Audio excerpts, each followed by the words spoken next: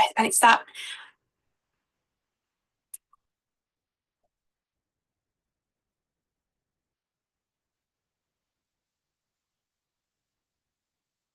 breath, and it's that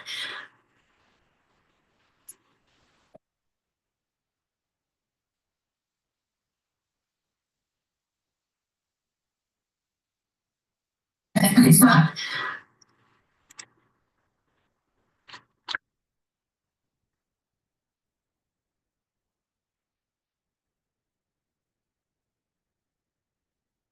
Hey,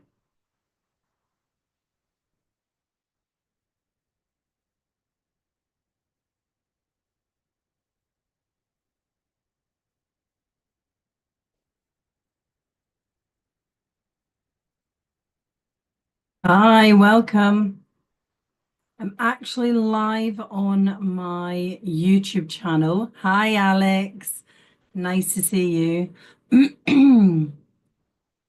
Oh, really? They haven't given it to you. Hi, Andreas. Andreas, if you want to jump over to my YouTube channel, I'm actually going live on the YouTube channel rather than on here because it means it's available for you and it saves you. So I'll kind of be on both. Yes, it is on Zoom, Dr. PCR. Nice to see you. So I am going to do it on Zoom as I did last time.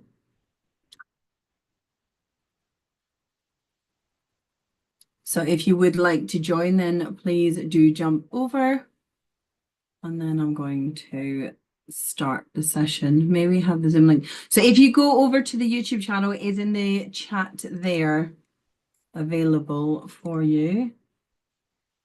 I can pop that out. It means I'll hopefully be able to still see that as I go. There we go.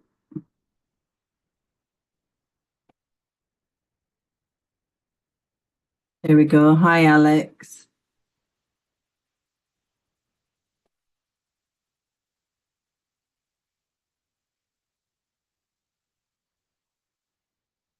There we go. Hi, Alex. So if you're just joining me, if you jump over to my YouTube channel, so Alex, they haven't covered the protein side of things, the enzymes that you were talking about. So would you like me to start with that for you? Well, we were meant to have the test on the Monday, and then because my biology teacher's not been in, we're meant to have it this upcoming Friday. But then I'm doing the Cambridge Open Day on that day, so I won't have it until like next week. But it's on enzymes and protein synthesis. To be honest, I've like pretty much gained an understanding of everything, but the only thing that was a bit tricky was um not it was like cofactors, coenzymes, and prosthetic groups. That was a little bit tricky, but the other stuff I found okay. I feel Okay, like so you with still, transcription and translation, it's just like memorizing it that is hard. yeah, I think that's going to be a constant one where you need to watch it and go over it again and again and again. So I would Mm. definitely say that that would be something that you need to do. Um, so do you want me to go over the cofactor side of things? Do you feel like that would be something you'd like to do? That would be pretty helpful. Yeah, thank you. Okay, But no. just letting you know, simultaneously, I'm writing a head student application, so I'll be like co-listening while writing this up because it's due tomorrow. That's fine, not a problem at all. Cool, cool. Hi, Paul. Nice to see you. Guys, if you just joined it, I am on my YouTube channel and I the Zoom link is there if you want to join.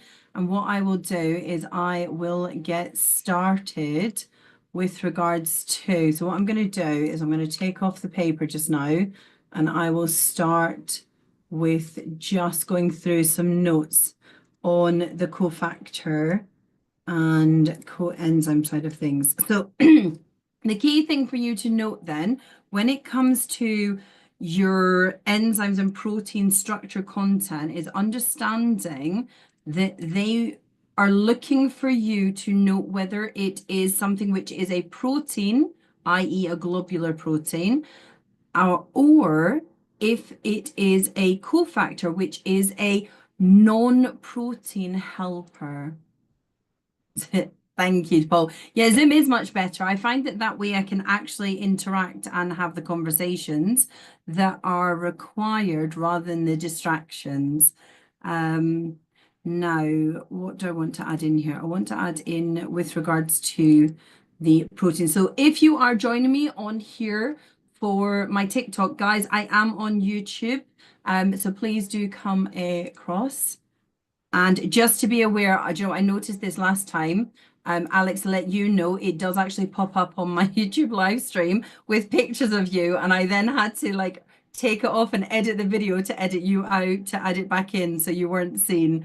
So I just want you to know, because you are on video, it does pop up when you are on the screen. So just in case that worries you slightly.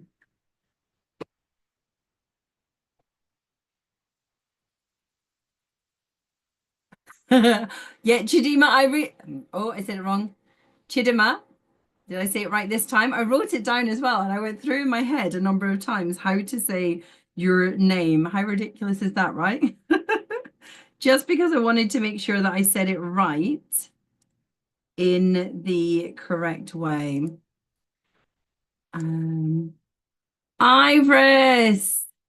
Iris, nice to see you. How are you? It's been a while.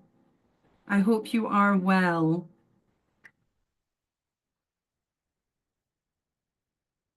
Right, what am I doing? I'm getting confused Miss? now.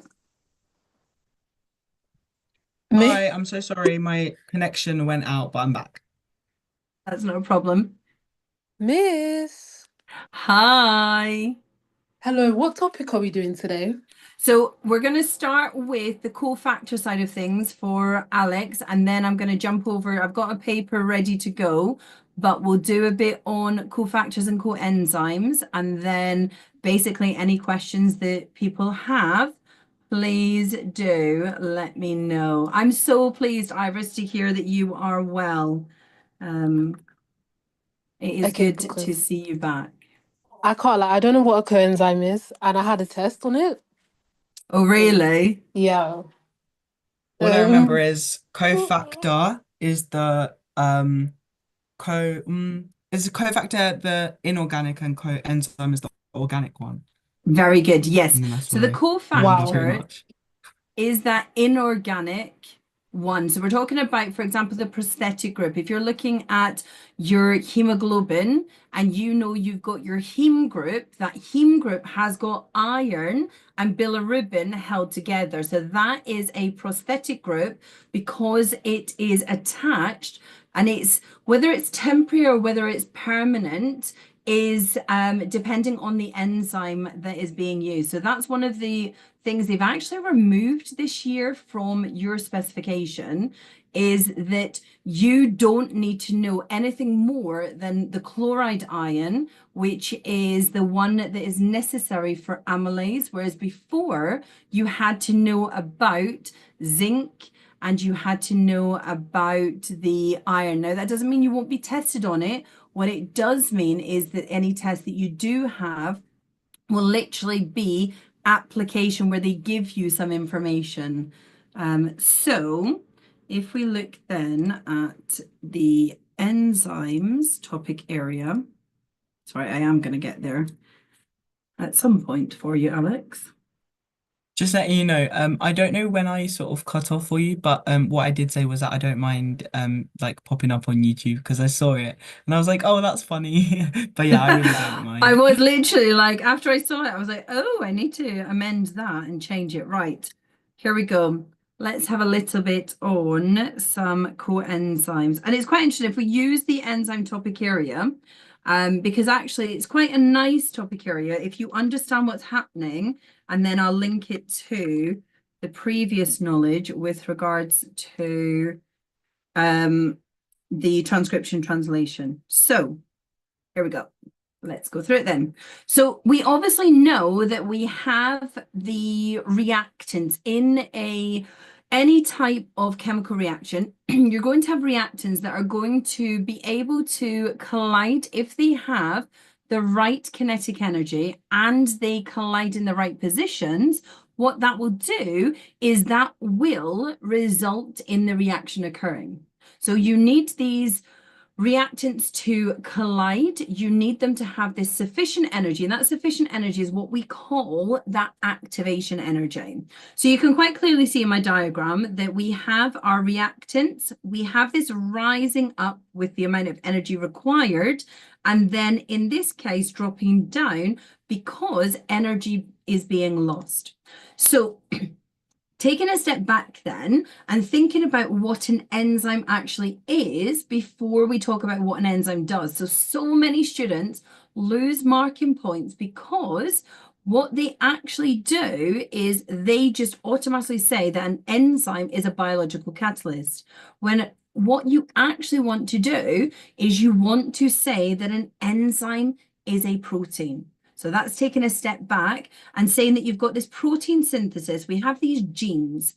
Those genes are going to be transcribed onto mRNA. We know that we have our triplet code, our codon, and we know that that will then be translated into the correct amino acid sequence that is going to be in our polypeptide chain. So we should know that that primary structure is going to be this sequence of amino acids, which was coded for by the DNA sequence. So if you're year 13, for those of you who are in here and are year 13, this is where your module 6 mutation comes in. If you understand that a random spontaneous mutation can occur during the DNA replication process, that can result in changes in that DNA sequence that results in changes in that amino acid sequence. That is if you have a missense, excuse me, you have a missense mutation where you're changing the amino acids. But actually, you can have a silent mutation where because of the degenerate code, there's no difference. So therefore, the sequence of amino acids is exactly the same. So it's important to note that protein synthesis is about that gene being transcribed, then translated into that sequence of amino acids, and that is your polypeptide chain. Then that secondary structure, does it have the alpha helix? Does it have the beta pleated sheets? The hydrogen bonds that are going to be between the carboxyl group and the amine group. So the way in which they twist or they fold in that beta pleated sheet is all to do with the weak bonds, those hydrogen bonds between the carboxyl and amine group. And guys, if you're joining me on my TikTok, I'm on live and you'll be able to see my screen on my YouTube channel. Excuse me. So moving on, we're talking about enzymes. So we need to remember these enzymes are globular proteins. So therefore, they are going to have a tertiary structure. So you need to remember about those bonds that are involved in that tertiary structure. The folding, the bending, because of the more hydrogen bonds, you've got your disulfide bridges. If there are cysteine amino acids, you also have the ionic bonding, and you have that hydrophobic interactions, which causes them to fold in a very specific way. So if we understand that our enzymes, therefore, are globular protein, do not forget that vital point, because any question they have on enzymes, they're expecting you to link that. That's an application, thinking about it's a protein, that protein which has a tertiary structure, that tertiary structure which was determined by interactions of those R groups, which was determined by that primary structure, that sequence of the amino acids. That's biological molecules coming into your enzyme topic area too. Then what we've got is, if we've got this globular protein, it is going to act as what's known as a biological catalyst, speeding up the rate of reaction, because what you get is When they actually form bonds with the substrates, these are temporary bonds. They're not permanent. They're temporary. And what they're going to do is they will actually put strain on the molecule. Now, Amna, your question, what do we need to know about collagen as a fibrous protein? You don't need to know about the structure of collagen. You need to, as in, you don't need to know the amino acids that make it up. They will tell you that, but they do expect you to know that it is found in your blood vessels, that it's for the structural strength in those blood vessels, and the fact that you are looking at a long thin chain which is insoluble, and you have interactions between the chains. So when it comes to the collagen and the fibrous protein, they're looking at you knowing specifically about those key areas you want to describe. So if I bring in, I'm going to jump around, Alex, I will come back to this. But if I bring in a bit on the protein structure, because I think it's important that you note what is going to be expected. So, 1 second. And the whole point in these sessions, guys, is that you do come along. If you have questions that you want answered, then please do ask away, because that's what I want to do. I want to help you to understand the topic area. So I'm going to jump up a second, go back. So to answer, Amna, your question about fibrous proteins, if they're asking any question about fibrous protein, whether it's collagen, whether it's keratin, whether it's elastin fibers, they're looking for you to state it's long, it's a narrow shape. Therefore, the sequence, that primary structure, is preventing the folding up that you would get in a tertiary structure. So they're mostly insoluble because you tend to find there's really loads of repeated hydrophobic amino acids. So there's some with a side chain which is hydrophilic, some with a side chain which is hydrophobic. What you're noting is that majority of those amino acids in that primary sequence are hydrophobic. Therefore, that makes it insoluble. It's going to form hydrogen bonds like cellulose. This is where we interlink. If you think about cellulose and the fact that cellulose is made up of microfibrils, which then make up macrofibers, what you've got is these hydrogen bonds that can form between the chains. Well, the fibrous proteins can have these hydrogen bonds that are forming between adjacent chains. Therefore, we're now looking at a quaternary structure when we talk about fibrous proteins.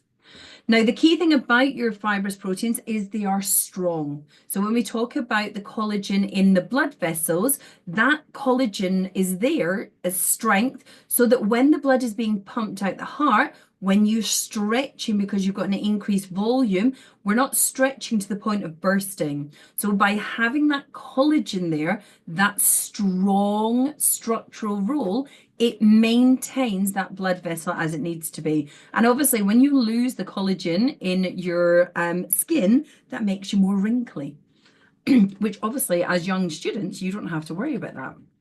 Unfortunately, for us older generation, it results in us losing more collagen.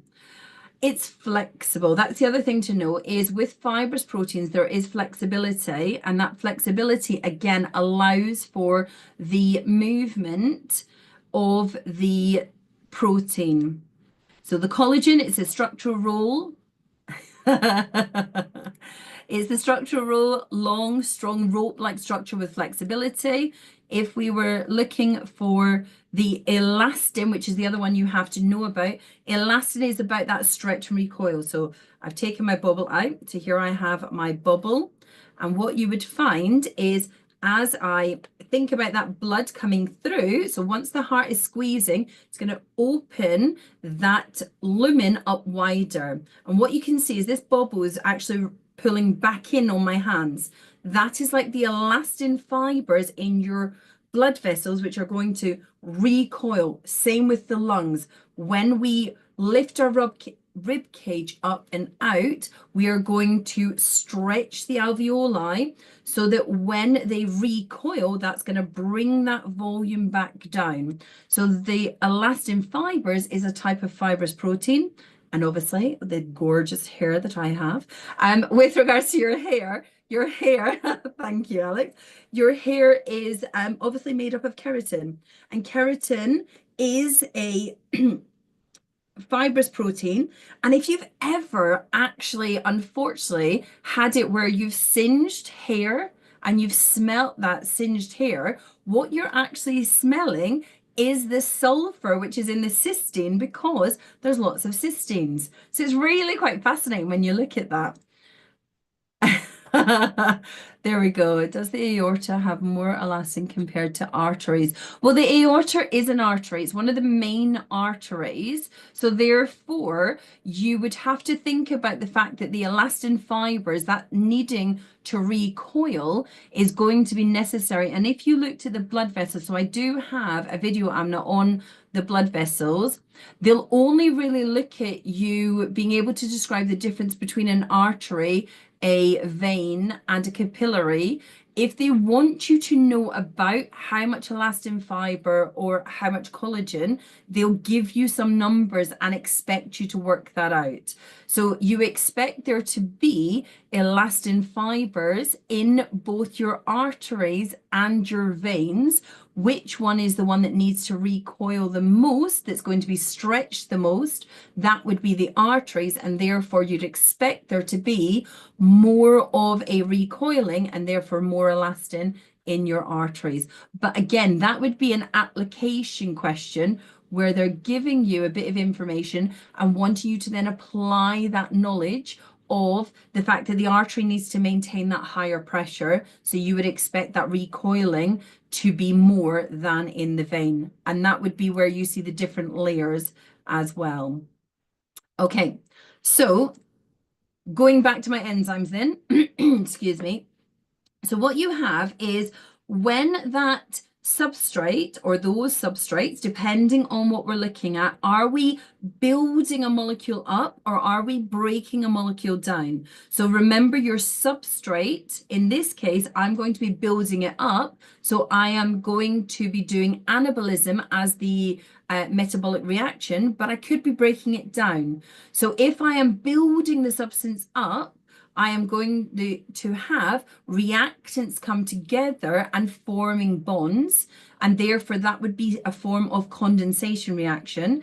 If I'm going to break it down, I would be needing to add in the water to split the molecules apart, to split and break those bonds. That would Hydrolysis. be a hydrolysis reaction. Well done, Alex.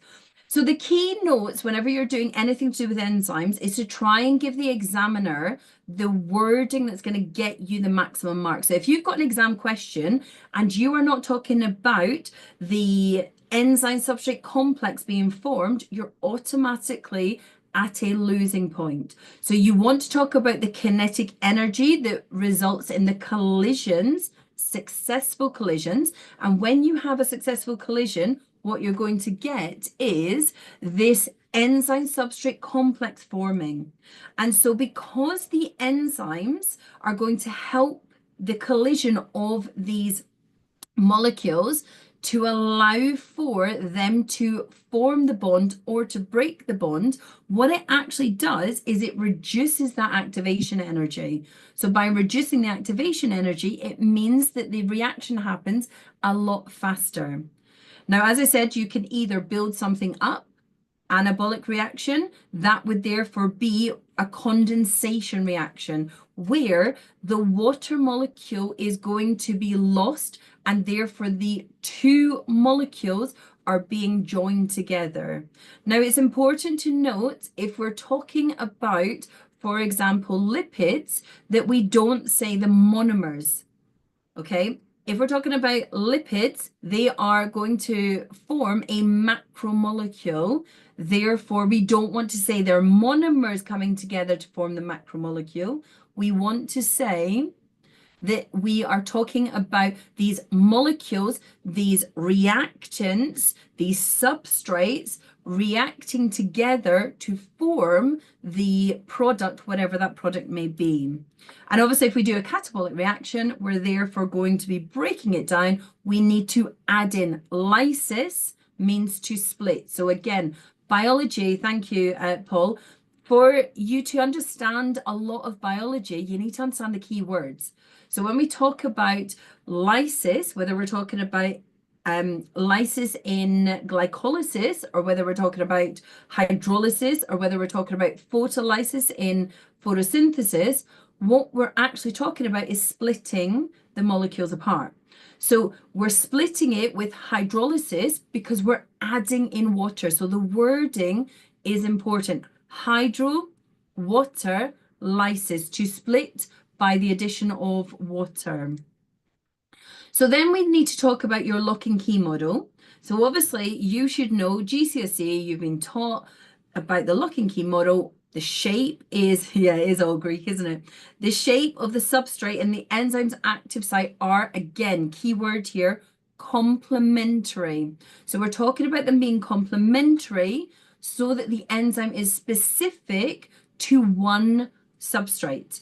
Now, this is where the theory was the lock and key model. So if I take my key and I try and put it into another lock, it shouldn't work. Well, that's not what we understand now. The more we've done research, the more advancement we have, the more we understand about the induced fit model. So this is where the active site is going to change shape slightly. That tertiary structure, remember we went back to the primary structure, then the secondary, then the tertiary structure. We're talking about an enzyme, so we're talking about this tertiary structure. In the induced fit model, that tertiary structure is going to change just slightly, and that is therefore going to strengthen those bonds. So the active site shape is specific, it's complementary to the substrate that it's going to work on, and it will then form these temporary bonds, and it will change its shape. Induced fit model. And so therefore, if we now, coming into what you were asking about, Alex, if we look at the cofactor side of things. So here I have starch and I have amylase. So we know that amylase is an enzyme that is going to break down starch. So it's the active site that changes the shape to fit the substrate, not the substrate. So yeah, so it's a case of there's an interaction between the substrate and the active site of the enzyme. And what happens is as the active site forms these bonds, as the tertiary structure changes, it's a bit like, see, this is where I need my kids' Play-Doh or something. It's a bit like you changing the shape of the substrate to make it easier to either break it apart or easier to stick it together. So the active site, because of the induced fit model, is going to change the tertiary structure of the enzyme, but only slightly. And that therefore means that one enzyme could act on multiple substrates if there are complementary shapes. So it's the forming of the bonds that are going to therefore put a strain on the substrate to break it apart or to put it together, but it's the tertiary structure of the enzyme changing its active site shape through the induced fit model that actually means that we understand more about how enzymes work. Good. I'm glad that makes sense. Does the lock and key model suggest there are no strain? Yeah, so the lock and key model is basically just that the active site shape is a specific shape for one key, for one substrate. And therefore you have to have one enzyme for every single substrate for it to actually function. And we know that that's not the case. So the lock and key, yep, Alex? I was just going to ask, do you have to mention specifically for the lock and key model that it is random collisions, or is that not like part of the mark scheme? I would always say you want to say that it's successful collisions. If you're going to try to get the marking point, what I'm looking for is you to say that there are successful collisions and an enzyme substrate complex forming. They're my two go-to that I'm scanning your answer. Yep, I can see them. As long as you haven't given me anything incorrect in there, then I will give you the marking point. There is always going to be random collisions, but it's the successful collisions between the substrate and the active site, which then means that enzyme substrate complex is formed. Yeah? Cool. Thank you so much. That's all right. Not a problem. Okay, so back to this cofactor then. So here you can see my amylase, which has its very specific shape, its active site shape, but some of them, the active site needs something else to be complementary to the substrate for which it works on. And that's where you have this non-protein helper. So amylase, and this is the one you have to know for your exam, amylase will only work if there are chloride ions to form the correct active site shape. So before, when it was missing the chloride, it didn't have the right shape. It wouldn't be complementary to actually form the bonds for it to catalyze the reaction. Now remember, the reactants can react without an enzyme. The enzyme is a biological catalyst which is going to help to actually speed up the rate of reaction. So what we need to be sure of is when we're answering this question that we understand that this cofactor is a non-protein helper. So the enzyme is a globular protein. The cofactor can be temporary or can be permanent, and it is a non-protein helper. So that's the really important part there. And once you've got that correct active site shape, then what you can have is that complementary structure, the enzyme substrate complex forming, and that will then result in the reaction occurring. So as you rightly said earlier, Alex, a cofactor which is organic is one which is a coenzyme. So we call the ones that are inorganic just cofactors. The ones that are organic, we call coenzymes. So you'll learn about specific coenzymes. You'll learn about NAD for your respiration. For those of you who are already doing year 13 content, respiration, NAD is a coenzyme that is required in glycolysis, in the Lynx reaction, in the Krebs cycle, all of that so that it can go and help at the electron transport chain. So it is a coenzyme because it is an organic, non-protein helper.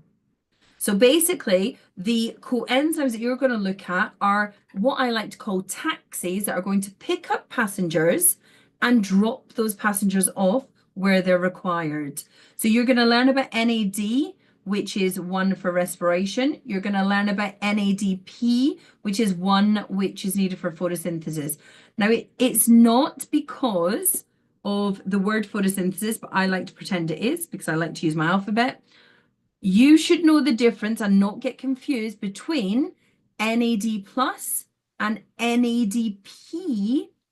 They are different coenzymes, and because they are different coenzymes, it means that they are used in different ways. So NADP is because it's got an extra phosphate, whereas the NAD doesn't, but I like to think it's NADP because it's for photosynthesis, because that's what you actually need to know.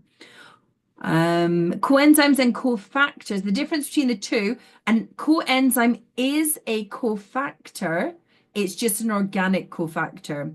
A cofactor, which is not a coenzyme, is an inorganic cofactor, is just a non-protein helper. Yes, Alex? If we're doing, because obviously this is in module 2, we are on module 3, but anyway, Yeah, we are module because this 2. is but because this is module 2, are we actually expected, because like for the exams, could they expect us to know like NAD plus and NADP? Because if that's like module 5 or whatever it is, are we expected to know those? Yes and no. So yes, you're expected to know the difference between the cofactor and the coenzyme. So yes, they will expect you to know the difference between them because, as you rightly said, that's part of your biological molecules. In fact, no, it's not. It's part of your enzymes topic, isn't it? Yes, it is, yeah. It's the enzyme topic. So there is an expectation that yes, you need to know that, but the examples, if you were sitting an AS paper, the examples that they're going to give you with regards to it being, for example, NAD for respiration or NADP for photosynthesis, they would give you a bit of information in the stem of the question. So in the AS side of it, for that exam, it would be in your stem of the question, but for A level, there is an expectation that you know this, so it wouldn't be given to you in the exam. Well, thank you so much. That's all right. Lynn, to answer your question, the coenzyme is the organic cofactor, but a cofactor is a cofactor. If it's an inorganic cofactor or an organic cofactor, it's still a cofactor. We just call the organic cofactor the coenzymes, and you need to know the specific examples.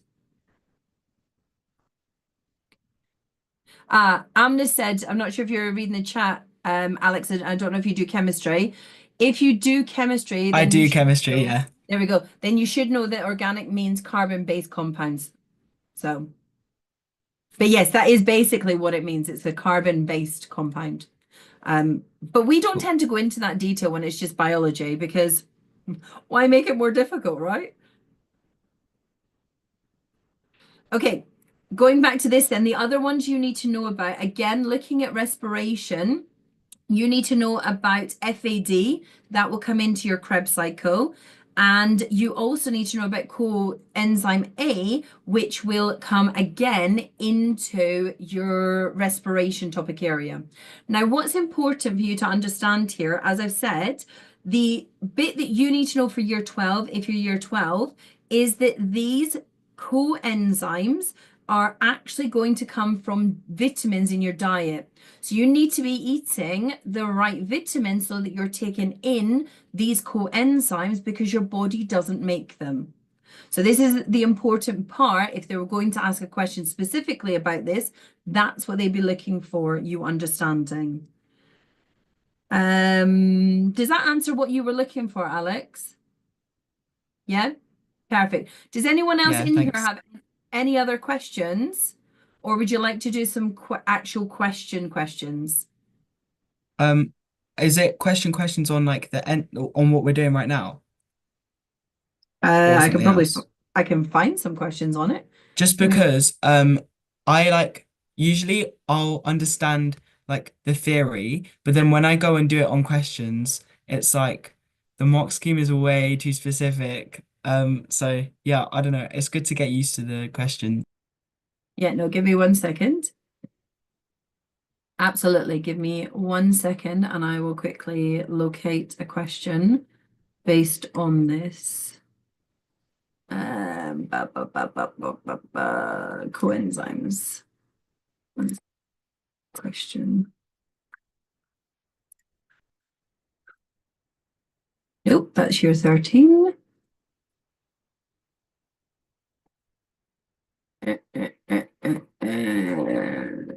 Ooh, okay, let me have a look.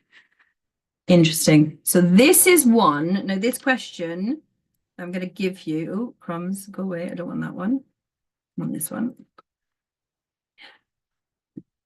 So this question is actually not from your current specification, but it's very much a good question that will help you. Absolutely.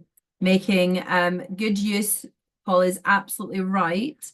In making good use of any past paper questions that you have access to will always help you. So what I'm going to do, guys, give me 1 second. Let's stop sharing a second because I want to move this out my way up here. And then I'm going to share again.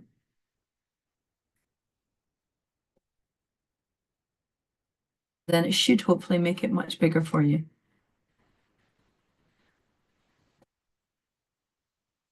Or doing questions outside the OCR spec.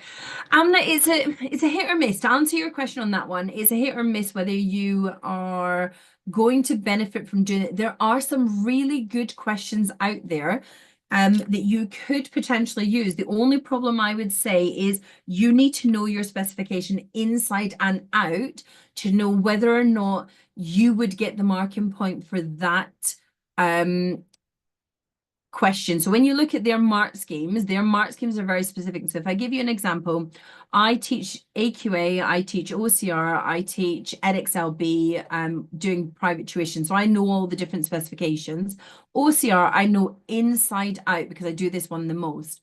Now, when I'm teaching about photosynthesis and when I'm teaching about the Calvin cycle, depending on which exam board I'm doing, I need to know whether I'm talking about triose phosphate, whether I'm talking about GALP, so glyceraldehyde phosphate, or whether I am talking about the glycerate 3 phosphate or just GP. So it's really important that if you are going to do questions outside of your specification, that you use it alongside the specification to make sure that you aren't learning stuff that you don't need to know, and also that you're going to give in the exam the answer that they're expecting. So for example, one of the questions in last year's paper was on a definition, and they wanted that definition, only the definition for which was in the specification. So if you go and learn a definition for a different exam board, there might be slight alterations, and that could result in you actually losing a marking point, which I know is so frustrating. But that's why I would say it's about making sure you do what's right for you. So Chidima says that she does for, I hope I said that right, for AQA with her chemistry because they're harder but similar. And that's, I would agree, there are some questions. So AQA have some really lovely questions on biological membranes that make it make sense. So I sometimes will pull it across and use those types of questions. However, it is about, I know this spec inside out because I've built this course for you guys and it's all on my YouTube channel. But I would say just make sure you've got the spec open at the same time.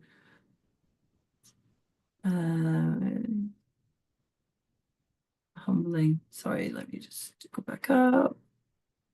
Yeah, it's difficult because you guys also don't know how the examiner is going to look at your answers. So if I go back up a second, here we go. Oh, there we go.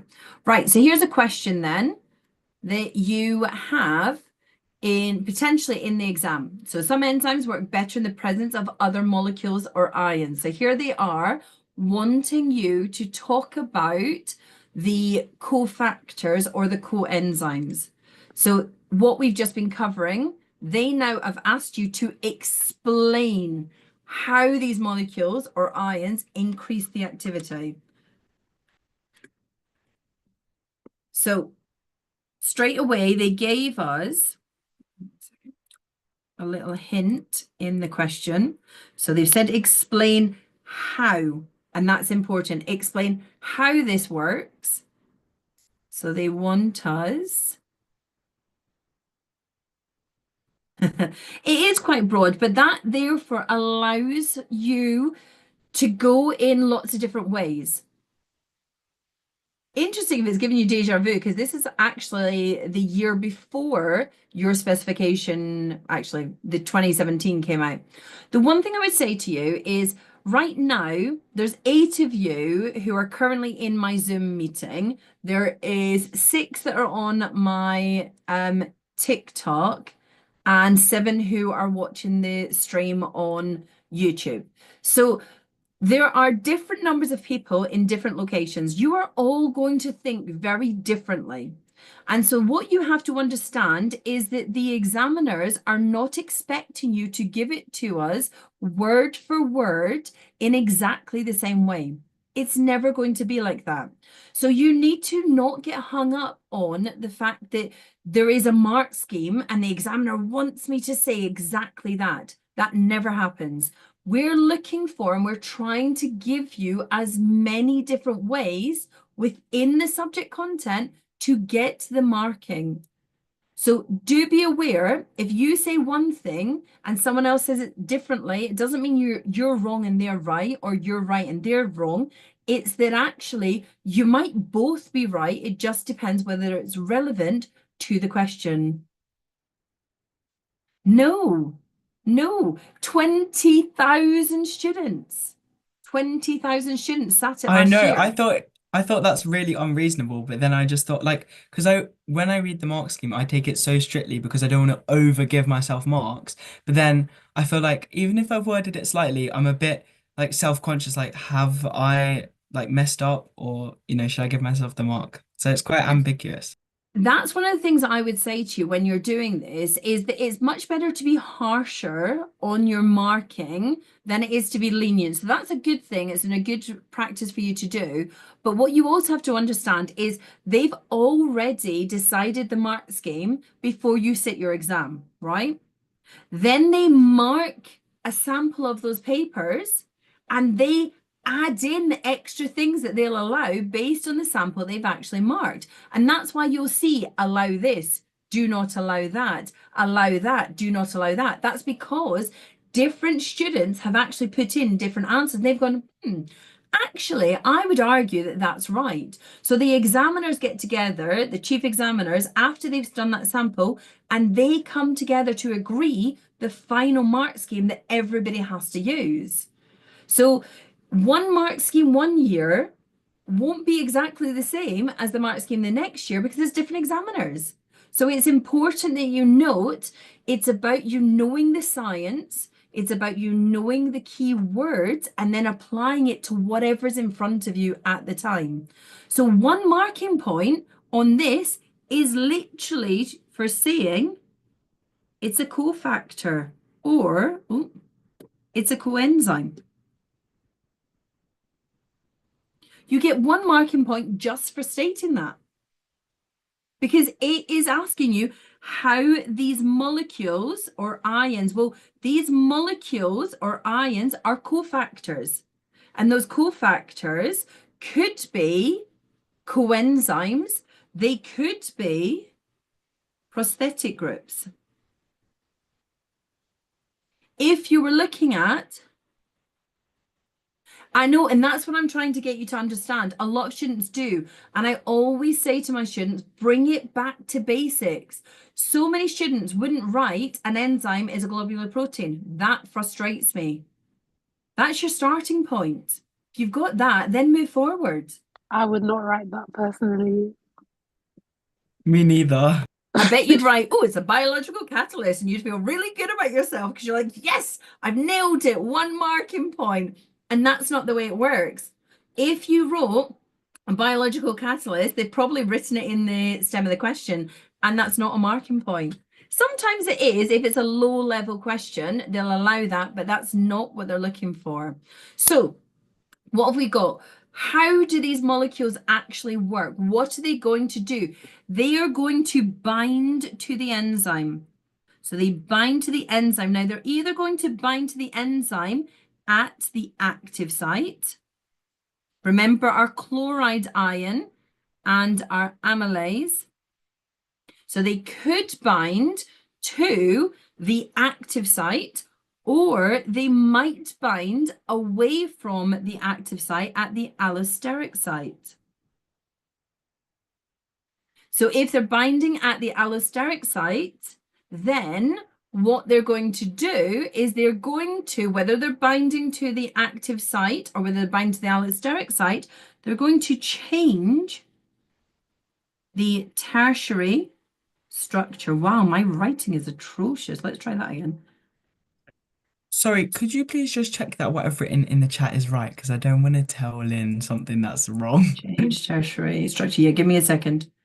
Structure. I have to take my time because my dyslexia means that I switch things around. I sometimes will write and say things the wrong way around. What have you said? So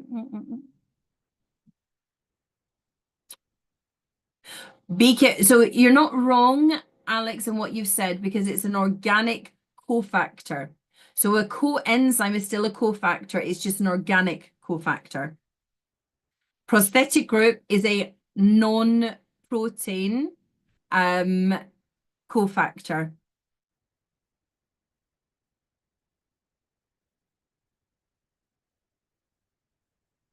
cofactor, and this cofactor could either be enzyme or prosthetic group. Yeah, so you can say either, you can use the term cofactor, you can use the term prosthetic group, or you can use the term coenzyme.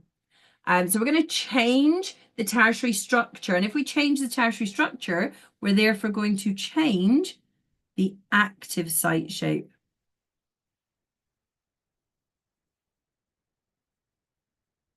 And then if we're changing the active site shape, what are we going to do? We're going to help, so therefore allow for those ESCs. Now, never abbreviate in the exam. Yeah, I keep on seeing it in the mark scheme as ESCs, and I have to remind myself of what it is. And I'm like, Yeah. if I put that, they wouldn't have given that to me. No, they wouldn't. Should you also talk about non-competitive inhibitors? No, Andres, you don't need to mention about non-competitive inhibitors because this question isn't asking about that.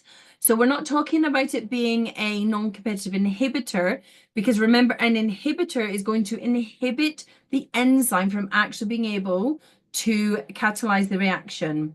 What we're actually talking about is a molecule binding, and that binding is changing the shape, but it's a helper. So it's going to help the protein from doing the work. Chidima, no, I'm so sorry. I've got it so stuck in my head. Chidima? No, that's okay. This is random, but like, you know, when you like exceed the lines that you've been given, like, um, if you don't mention that you've used extra paper, would they not mark it? So ideally, you should have been told to make it obvious that you've used extra paper. In the exam, as an examiner, I'd much prefer you to be succinct in your answer. So take the time to think about it, then waffle. But the problem is, a lot of the times as teachers, we teach you stop waffling, stop waffling, stop waffling. And then you start writing answers, and we're like, no, waffle a bit more, waffle a bit more, give us more information. You've just held back a little bit too much. So, what I would say is if you do need to go to that extra space, it's there, it's available for you. Use it if you need to, but make sure you've actually just taken a moment to understand that we're looking for you to give us an answer that's succinct and not waffle. So keywords, jot down those keywords and then give a note that says elsewhere.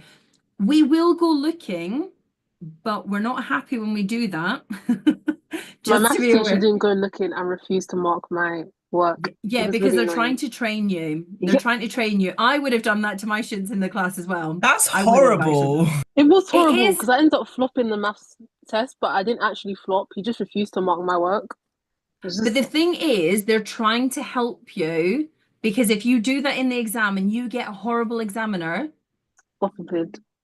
you may actually lose out on vital marking points because the thing is, right, we're human. Examiners are human. They are people who are going to be marking in their spare time. So they could be in school 100% of the time, full time in school, and then in the evenings, marking to gain a bit of knowledge to help next year's teaching. They could be doing it to get a bit of money, but they're trying to do it and they have a very short window. There are mistakes being made. I've made mistakes before where I was going too fast and I marked someone as not getting the marking point, and actually they should have got the marking point, and that wasn't intentional. And luckily I could go back and correct it, but the systems are quite strict on that. So sometimes what will happen is if you get your exam results and you're not happy, you can ask for it to be rechecked. So they can review your paper to make sure, one, they've added up the marks, and then also that the mark scheme has been applied, but you might have to pay, you have to pay for the mark scheme one, but the mark scheme has been applied correctly. And if it hasn't and your grade goes up, then you will get the higher grade. But if, for example, your grade goes down, you get the lower grade. So it's about making sure you pick and choose if it's the right option for you. But what your teacher's trying to do is they're trying to preempt that you might end up with a horrible examiner. And if it says clearly, this is written on additional paper, we have to go and look at that additional paper and acknowledge that we've seen that additional paper. So what we're doing is we acknowledge that that additional paper has been seen, so that we're acknowledging that we've read it and whether the marks have been applied or not. So it is important. It's a good learning process. Okay. Thank you. And provide abbreviations then. Yes, that's correct. You can, as Paul said, use it as full written words. So enzyme substrate complex for the first time, and then ESCs after that is absolutely fine. Can That's a little trick I cofactors, do to save time. yeah, can cofactors influence epistatic interactions? Yes, they could. I hope none of us get well, Lynn, you never know. Okay, so moving on with this question. Yeah, really don't waffle and repeat. There's nothing worse than students, and it comes up in the examiner's report every year, students who just rewrite the question. I hate it. I'm like, what are you doing? Why are you wasting time rewriting what's there in front of you? If you've been given a stem of a question, which is quite long, you need to analyze it. So you need to adapt it in a way that helps you to maximize your grades. Right, okay. So what have we got? We've got 1, we've got 2, we've got 3, we've got 4, we've got 5 marking points here. What I'd probably say is we could also give an example. And they would allow an example because they expect you, as I said before, to know about the chloride ions for the amylase. You could bring in your NAD. You could bring in your coenzyme A, you could bring in your FAD as named examples of ones which are required.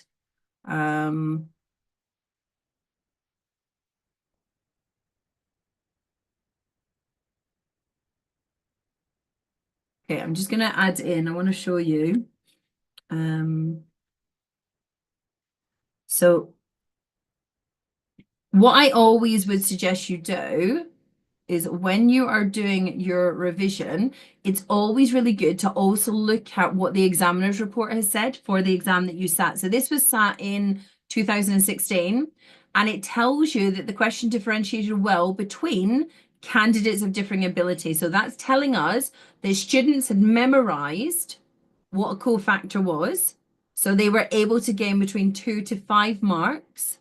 So if they were a low level candidate, they were getting 2. If they were high, they were getting up to 5. But what's really fascinating is that they've added in the extra bits which say about discussing pH or kinetic energy, and failed to score or pick up on a single mark for discussing the enzyme subject complexes. So in 2016, pretty much nobody was using that terminology. So that, as an examiner's report, comes to us as teachers that we then read that and think, right, what do we need to drill our students to be using? Which is why you should all absolutely be using this terminology. And if you're not, then you are putting yourself, as I said, at a disadvantage, because that's what it's all about, those enzyme substrate complexes. Right, let me see if I can find another question related to this.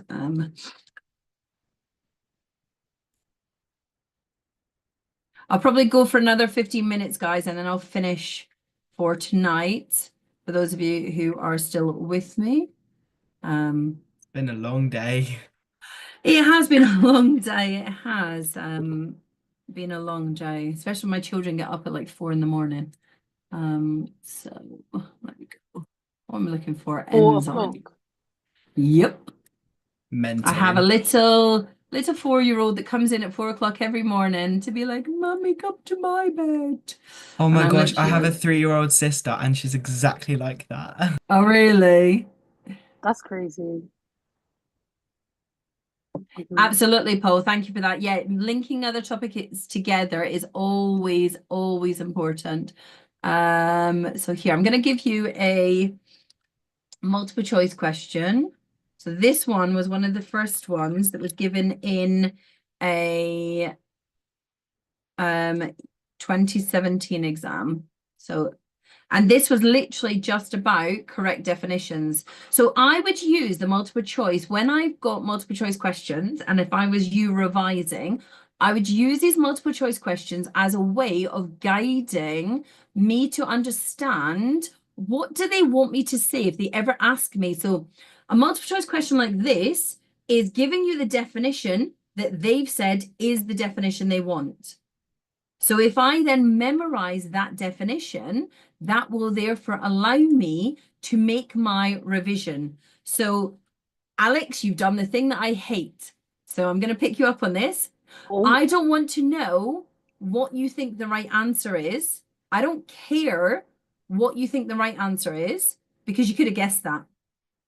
I want to know why the wrong answers are wrong, because if you're going to be able to actually eliminate the wrong answers, you will leave yourself with the only right answers. So go on then, Alex. I'll let you go first. Okay, so what thought, first of all, A, it says an inorganic ion. Well, I memorized that it's the cofactor that's the inorganic and it's a coenzyme that's organic. So we're ruling out A. Good. For C, it's a non-protein organic molecule. So non-protein, that made me immediately think of a prosthetic group. And it says not permanently attached to the enzyme, which I don't think is true. So I eliminated C as well. But maybe there's an alternative reason as to why it could or could not be C. And then for D, a metal ion. I've never heard of an enzyme that's a metal ion. So So that remember, seems, it's a coenzyme. A yeah, coenzyme, we said, is a cofactor. It's an organic cofactor. So yeah. And then therefore, metals aren't. metal ion would be removed. Amna, you've jumped in. You said, wouldn't C be right? Amna, can you these explain are why the others would be wrong then? So we're down to 50-50 chance right now. Amna, you think C is right. Andrea, you're saying that B talks about a non-competitive inhibitor. So if we look at B, a molecule that binds the enzyme, changing the shape of the active site, preventing, is this word here, preventing an enzyme substrate complex forming. Does a cofactor prevent or help? Helps. It helps. Exactly. So therefore, the fact that it says preventing, that eliminates B, and therefore we've now eliminated the wrong answers, only leaving us with the right answer. So now, Alex, let's look at this as to why it's right and not wrong. So a non-protein, well, we know it's a coenzyme, which is organic cofactor. It's a non-protein helper, isn't it? So because we know it's a non-protein helper, that is a correct part. It's saying it's organic. Yes, we've said it's organic. It's not permanently attached to the enzyme. Now, this is important when you learn about NAD, when you learn about NADP, when you learn about coenzyme A, when you learn about FAD. They basically are picking things up, going along and dropping things off, helping the enzyme to work. So therefore, it's only temporarily bound to it. I see. That makes sense. Yeah, but is needed to allow the enzyme to function. So if I were you, Alex, I would now write that down on a post-it note or a flashcard that would help me so that I remember that that wasn't quite in my brain yet. And that's like ooh, I need to go back over and look at that. Okay, let me Thank you do so much one because that more. really helped. That's not a problem. I'll do one more. Let me see if I can find one more before we go. Oh, let's try this one. What year was that? Here we go. 2021. So, oh, no, didn't want to do that. Go away, go away, go away. Okay, let's try that again.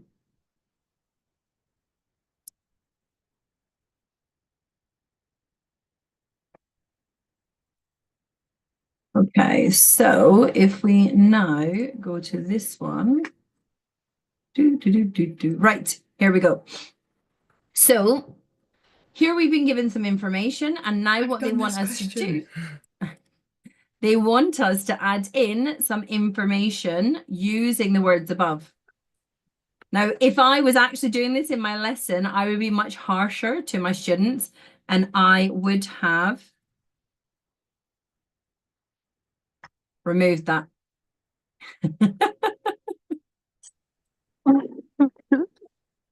Well, because that's what is important, because actually there's two ways in which you can look at this.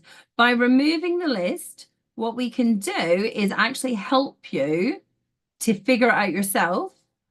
Or the other way is by doing it with the list, you are then being sometimes slightly confused with the information that's been given to you.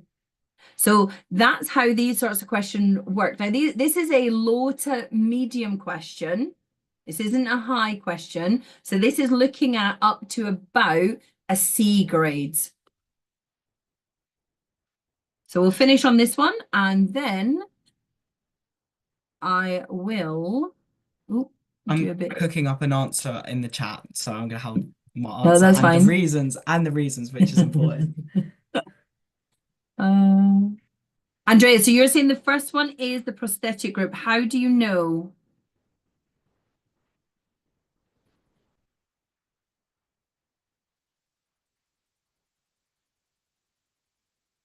Do you know you are saying it is the second one is the induced fit model? How do you know?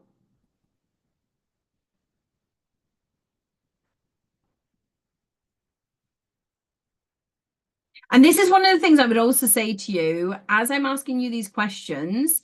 That's what you need to understand. It's not just about checking that you got it right. Could you then explain to someone why that is the answer and be confident in your way of describing it?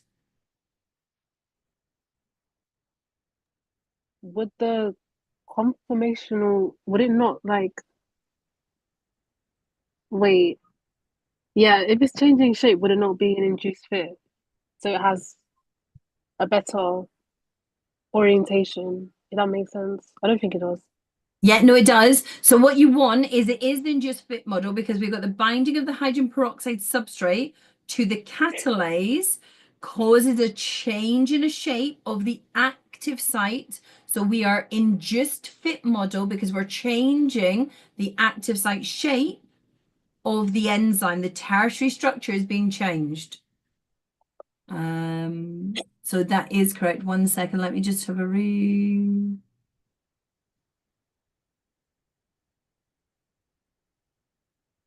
Right, hold on. Here we go. Here we go. Where we got third is a competitive inhibitor because even with a high concentration of hydrogen peroxide, it still decreases the rate of enzyme action. And the last is non-competitive inhibitor because then the active site changed. So it, where to go? So I got it.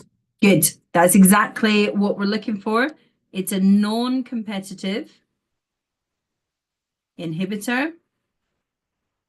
Because if we were looking at the graph, if this is the rate of the reaction that we would have where there is no inhibitor, what we would expect is with a non-competitive inhibitor, it will never reach the same Vmax. This is my Vmax as we would get if we were doing a competitive inhibitor. So competitive inhibitor would do that and then reach that max point.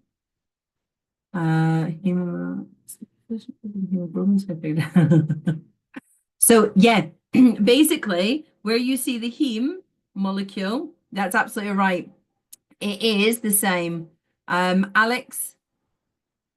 Right. So initially, I thought that, like, not today, but when I was first doing this question, I saw the second example as something else. I think I saw it as non-competitive inhibition because it says that it's the binding of hydrogen peroxide substrate to the catalase. So it's like the binding of something to the enzyme, which then causes a change in shape of the active site, which I Yep. thought would be non-competitive because it doesn't actually say that it decreases the rate of reaction because the substrates are no longer complementary. So that's why I thought it could be non-competitive. But it does say it's a substrate. Oh, yes. One Yeah, I word, see. one word that makes that right. That's what's really important. It's that one word because it told you it was a substrate and you know that the substrate is going to bind to the active site. If it were a non-competitive inhibitor, it would have to bind to the allosteric site. And that's I what see. Okay, makes yeah, it that makes the, and sense. it's really fascinating when you see just that one word that can completely change your understanding and what they're looking for. And that's where the exam board is slightly sneaky, but not really. So it doesn't know. Yes, absolutely right, Lynn. That is correct. You didn't know last one. Cyanide is a poison, but what they're going to do is they're going to throw some random example at you. So you might read this and then memorize about cyanide, and next year they give you a completely different one, which tells you that it's a I can't even think of one off the top of my head because I'm getting tired, but just a random molecule that's going to bind and then ask you to work it out. So this is the thing that students tend to do. They memorize that one bit. Cyanide was asked a question, they'll ask it again, and then they throw you off by giving you a completely different example.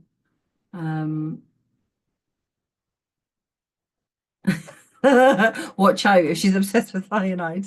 Guys, No, thank you so much for joining me tonight. And if you are year 13 and you are still looking for revision, do remember that I am offering the intense revision course in the Easter break on the 8th and 9th. You're very, very welcome. You're very welcome, guys. I hope it has helped. Yeah, understanding is what's important, Paul. You're absolutely right. It's never about memorizing. You're never going to get very far with memorization. It's got to be about you understanding around the topic area and where those links are. Bye, guys. Thank you so much. And I hope you are all going to have a great week. I'll be back on Monday.